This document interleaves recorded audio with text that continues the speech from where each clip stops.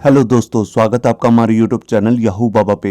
ये हमारा bootstrap course से रिलेटेड 34 ट्यूटोरियल है और इस कोर्स में आप बूटस्ट्रैप की नैव से रिलेटेड क्लासेस सीखने वाले हैं। जो नैव्स होता है इसे हम बेसिकली कहते हैं नेविगेशन। तो ये हम पहले देखते हैं कि हम बूटस्ट्रैप की हेल्प से कैसी नेविगेशन बना सकते हैं।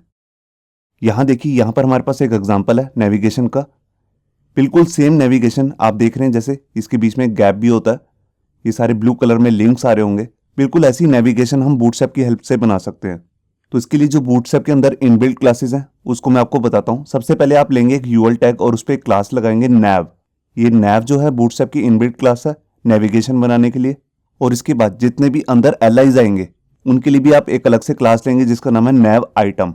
और हर नैव आइटम के अंदर आपको एक एंकर टैग लेना है लिंक बनाने के लिए और उस पर स्पेशल क्लास लगानी है नैव लिंक। बिल्कुल इसी तरीके से जितने भी आप लिंक्स बनाना चाहते हैं उसके लिए नैव आइटम लेंगे और उसके अंदर नैव लिंक। और जिस पेज को भी आपने एक्टिव दिखाना है, जैसे मान लीजिए मैंने अबाउट अस पेज को एक्टिव दिखाना है, तो इसके लिए हमारे पास यहाँ पे बूटस्ट्रैप के अंदर एक स्पेशल क्लास है, उसका नाम है एक्टिव। ये आपको एंकर टैग पे ही लगानी है नैव लिंक के साथ।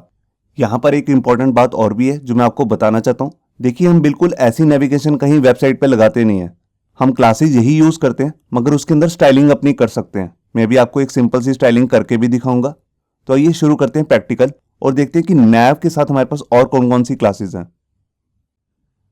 यहाँ देखिए, वेब एडिटर के अंदर मैंने अपनी एक फाइल बना ली जिसका नाम मैंने रखा है navs.html।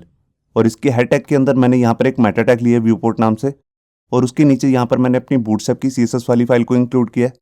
और उससे नीचे मैंने अपनी खुद की भी फाइल बनाई है style.css। इस वाली फाइल के अंदर जस्ट मैंने यहाँ पर कंटेनर को एक बॉर्डर लगा रखा है 5 पिक्सल सॉलिड ब्लैक कलर का। अब मैं इसके नीचे आता हूँ। यहाँ पर बॉडी टैग के अंदर देखिए, यहाँ पर मैंने कंटेनर लिया जिसको मैंने मार्जिन बॉटम लगा रखा है। और यहाँ पे एक हेडिंग है जिसको टेक्स्ट लाइन सेंटर किया हुआ है। उसके नीचे यहाँ पर मैंने एक रो ली है, एक डिप पे क्लास लगाई है रो, जिसमें वाई एक्सिस में पैडिंग दे रखी है। और उसके अंदर मैंने यहाँ पर एक कॉल ली है। ये सब क्लासेस हम अपने पिछले वीडियोस में कर चुके हैं लेआउट बनाने के लिए। अब इसके अंदर यहाँ पर मैं आता हूँ, अपना यूएल टैग लेता हूँ और उस पर क्लास लगाता हूँ नैव। ये देखिए, अब हर नैव के अंदर हमारे पास यहाँ पे एक क्लास आएगी जिसका नाम है नैव आइटम। तो वो मुझे लगानी है एल टैग पे। और हर एल के अंदर मेरे को एक एंकर टैग डालना है लिंक बनाने के लिए। और इस पे भी मुझे एक क्लास लगानी है नैव लिंक।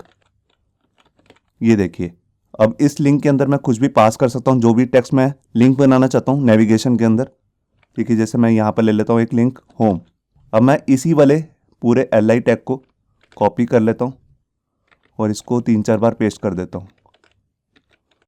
ये देखिए, मैंने यहाँ पर 3-4 बार पेस्ट कर दिया। इसको मैं बना देता हूँ जैसे अबाउट अस। ये हो गया गैलरी, ये हो गया ब्लॉग, और लास्ट में आ गया जैसे हमारे कंपनी का कॉन्टैक्ट अस। ये देखिए, तो यहाँ पर मैंने फाइल को सेव किया। अभी मैं आपको इतना ही चेक कराता हूँ। पहले मैं यहाँ पर आया, फाइल को रिफ्रेश किया। ये देखिए, आप यहाँ पे देख रहे हैं, यहाँ पर एक पूरी इनलाइन लिंक बन चुके हैं, मेन्यू टाइप बन चुका है और उसमें ब्लू कलर आ रहा है। जब मैं उस पर होवर कर रहा हूँ तो डार्क ब्लू कलर आ रहा है। तो ये होता है हमारा नैव, मतलब कि नेविगेशन मेन्यू। अब इसके अंदर हमारे पास दो क्लासेस और भी मिलती हैं, एक है एक्टिव और एक है डिसेबल। जो एक्टिव क्लास होती है बेसिकली हम तब यूज करते हैं जब हमने ये दिखाना हो कि हम इस एक्टिव पेज पे हैं। तो अभी मैं इस पे क्लास लगा देता हूं होम वाले लिंक पे ही एक्टिव। और जो हमारे पास लास्ट लिंक है उस पे मैं क्लास लगा देता हूं डिसेबल्ड। जो डिसेबल्ड क्लास होती है वो किसी भी लिंक को डिसेबल कर सकती है, मतलब कि अब हम उस पर क्लिक नहीं कर सकते। तो यहां पर मैंने फाइल को सेव किया और यहां कर पेज को रिफ्रेश। ये देखिए, जो डिसेबल है वो ग्रे कलर का हो चुका है। अब उस पर माउस ओवर पे देखिए, लिंक भी नहीं बन रहा वो। और ये हमारी एक्टिव क्लास बन चुकी है, मगर इस पे और बाकी के लिंक्स में कोई भी डिफरेंस नहीं है। ये डिफरेंस हम क्रिएट कर सकते हैं अपनी खुद की स्टाइलिंग करके। तो ये मैं आपको दिखाता हूँ कि खुद की स्टाइलिंग कैसे करनी है। उसके लिए मैं यहाँ पर देखिए इस वाली क्लास की स्टाइलिंग करूँगा और नैव लिंक की स्टाइलिंग करूँगा और इसी के साथ इसके होवर की भी स्टाइलिंग मुझे करनी होगी। तो मैं क्या करता हूँ, अपनी इस वाली style.css वाली फाइल में आ जाता हूँ और यहाँ पर सबसे पहले मैं नैव क्लास बना लेता हूँ, क्योंकि सबसे पेरेंट जो हमारे पास यूएल टैग है उस पर यही क्लास लगी हुई है। अब इसके अंदर यहाँ पर मैं इसको एक बैकग्राउंड कलर दे देता हूँ। बैकग्राउंड कलर जैसे मैं दे रहा हूँ डार्क क्यान। ये देखिए, अब यहाँ पर मैं जो अंदर लिंक्स आ रहे हैं जिन पे क्लास लगी हुई है नैव लिंक, उसकी भी स्टाइलिंग कर लेता हूँ। और उसके अंदर जितना भी टेक्स्ट आ रहा है उसका कलर वाइट कर देता हूँ, क्योंकि अभी वो ब्लू आ रहा है। ये मैंने हेक्सा कोड यूज कर लिया वाइट कलर के लिए। अब इसके बाद मैं क्या करना चाहता हूँ, मैं चाहता हूँ कि जैसे ही मैं इस लिंक पे होवर करूँ तो इसका बैकग्राउंड कलर चेंज हो जाए। तो उसके लिए मेरे को इसकी होवर क्लास भी बनानी पड़ेगी। नैव लिंक तो सूडो क्लास लगा दी होवर, ये देखिए। और यहाँ पर भी मैं इसे एक बैकग्राउंड कलर सेट कर देता हूँ, जैसे सैंडी ब्राउन। अब जौन सा भी कलर लेना चाहते हैं ले सकते हैं।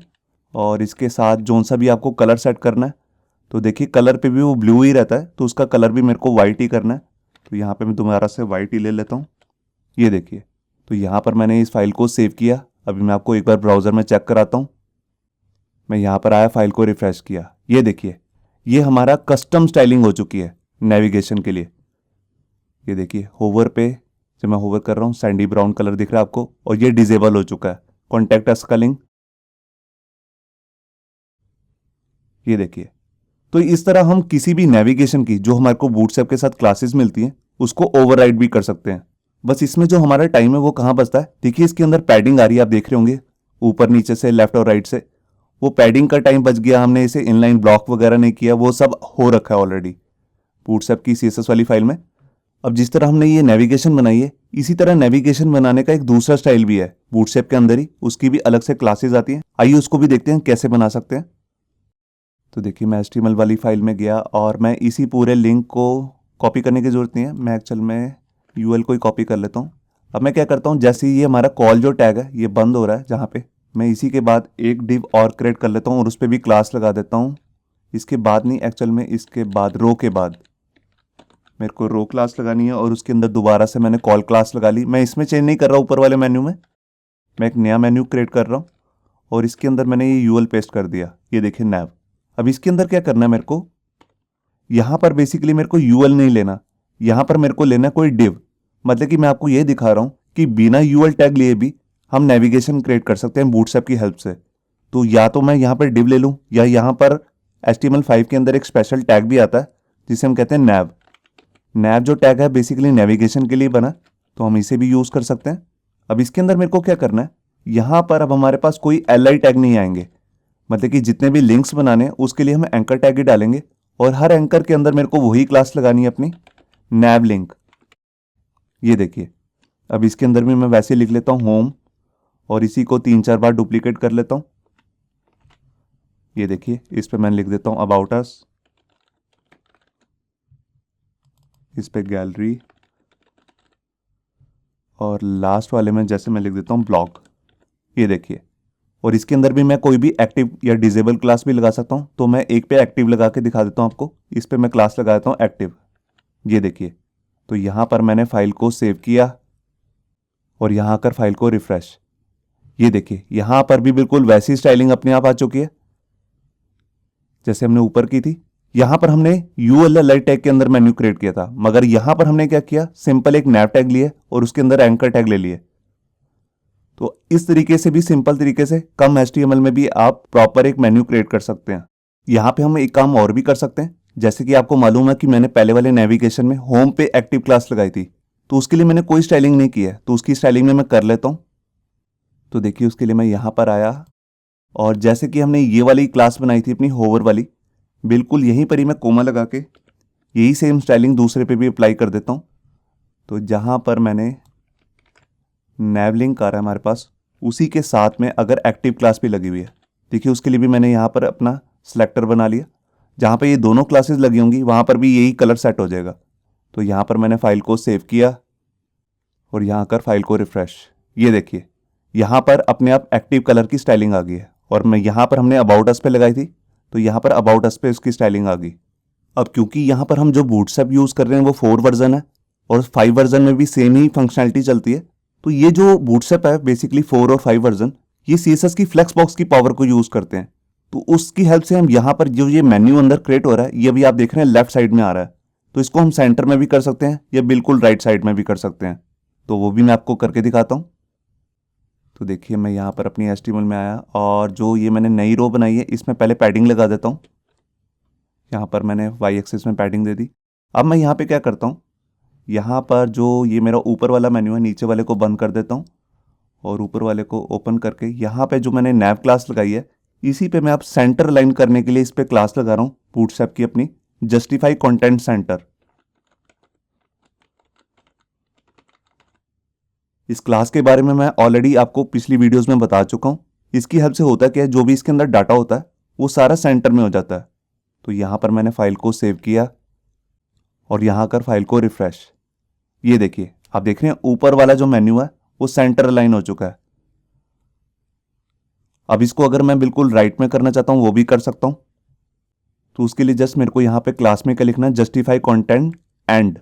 ये देखिए यहाँ पर मैंने फाइल को सेव किया और यहाँ कर फाइल को रिफ्रेश। ये देखिए आप देख रहे हैं ये हमारा जो मेन्यू है राइट अलाइन हो चुका है। इसमें लास्ट में आ रहा है कॉन्टैक्ट अस का लिंक। ये देखिए अब हमारे पास बूटस्ट्रैप के अंदर यहाँ पर एक फैसिलिटी और भी होती है, जैसे कि अभी जो ये हम मेन्यू देख रहे हैं ये सारा हॉरिजॉन्टल मेन्यू है। आप देख रहे हैं इसको हम वर्टिकल मेन्यू भी बना सकते हैं। तो उसके लिए हमें क्या करना है मैं अभी आपको दिखाता हूँ। तो देखिए उसके लिए जैसे मैंने अभी ये जस्टिफाई वाली क्लास लगाई थी इसको तो मैं हटा देता हूँ। यहाँ पर हमें बूटस्ट्रैप की दूसरी क्लास लगानी है जो हमने पिछली वीडियो में देखी हुई थी, जिसका नाम है फ्लेक्स कॉलम। ये देखिए यहाँ पर मैंने फाइल को सेव किया और यहाँ कर फाइल को रिफ्रेश। ये देखिए ये जो हमारा मेन्यू है ये वर्टिकल मेन्यू बन चुका है। मैं इससे ये जो हमने स्टाइलिंग कर रखी है इसको हटा के भी दिखाता हूँ।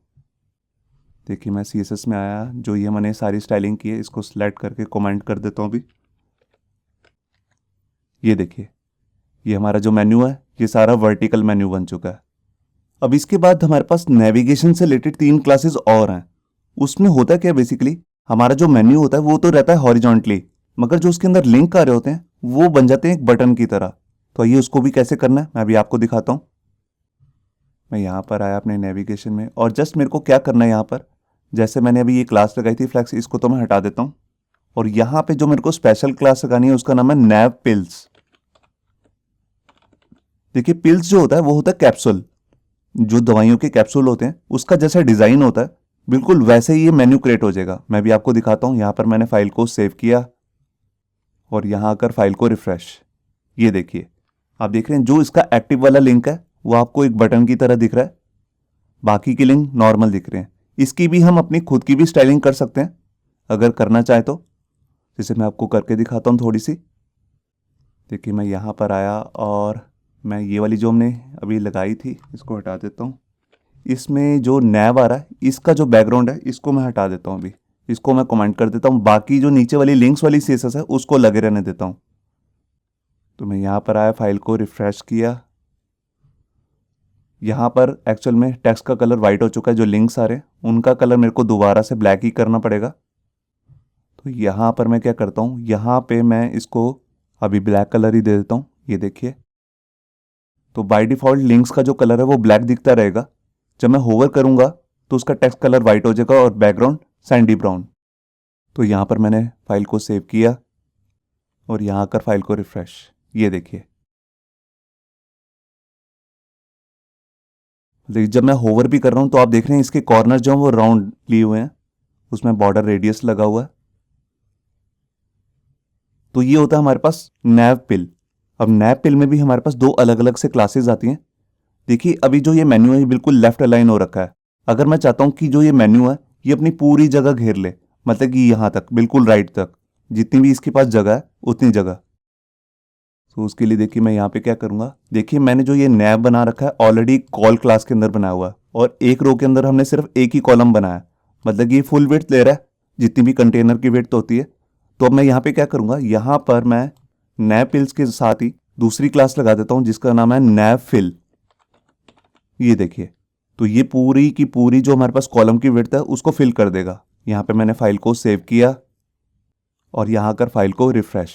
ये देखिए आप देख रहे हैं ये पूरी विड्थ यहाँ तक सेट हो चुकी है। इसी के साथ हमारे पास एक क्लास और भी आती है जिसको हम कहते हैं नैव जस्टिफाइड। जो ये क्लास है नैव जस्टिफाइड, इसमें और नैव फिल में कोई खास डिफरेंस नहीं है।